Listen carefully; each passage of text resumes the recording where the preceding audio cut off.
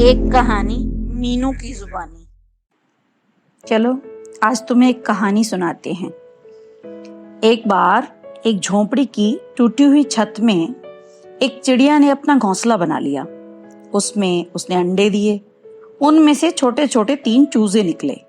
वक्त बीतता रहा। चिड़ा और चिड़िया और उनके बच्चे उस टूटे छत वाले घोंसले में बड़े आराम से रह रहे थे। झोंपड़ी में केवल एक बुढ़िया और उसका बेटा ही रहते थे। एक दिन बुढ़िया ने बेटे से कहा, बेटे, बरसात का मौसम आने वाला है। हमारी झोंपड़ी की छत जगह जगह से टूट चुकी है। इसकी मरम्मत कर दो ताकि बरसात के दिनों में हमें कोई परेशानी ना हो। चिड़िया भी बूढ़ी अम्मा की बातें सुन रही थी। उसने चिड़े से कहा कि बरसात का मौसम आने वाला है। यदि ये लोग छत बदलेंगे तो हमारा घोंसला टूट जाएगा और हम बेघर हो जाएंगे। इसलिए वक्त रहते हमको भी बरसात से बचने के लिए अपना घोंसला बना लेना चाहिए। चिड़ा सुनकर अनसुना करता रहा और दिन धीरे धीरे बीतते गए। चिड़िया ने कई बार कहा, याद दिलाया, परंतु वह टालता रहा। एक दिन आसमान में बादल छा गए। बुढ़िया का बेटा तुरंत मरम्मत का सामान लेकर आ गया और उसने छत की मरम्मत करनी शुरू कर दी।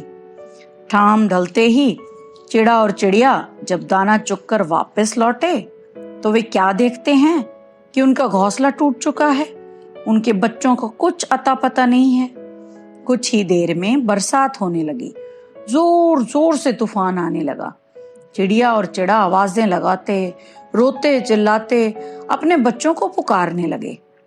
तीनों बच्चे अभी छोटे थे, उड़ना नहीं जानते थे। अचानक बरसात और तेज हो गई। दोनों थक हार कर एक पेड़ की डाल पर बैठकर रोने लगे। चिड़ा अब चिड़िया से माफी मांगते हुए बोला कि मुझे माफ कर दो।